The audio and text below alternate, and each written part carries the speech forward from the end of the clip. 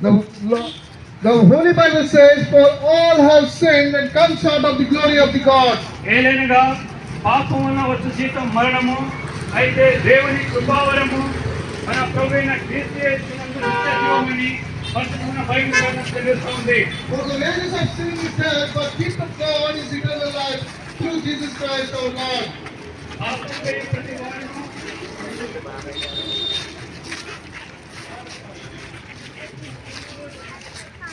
స్వామిగా 248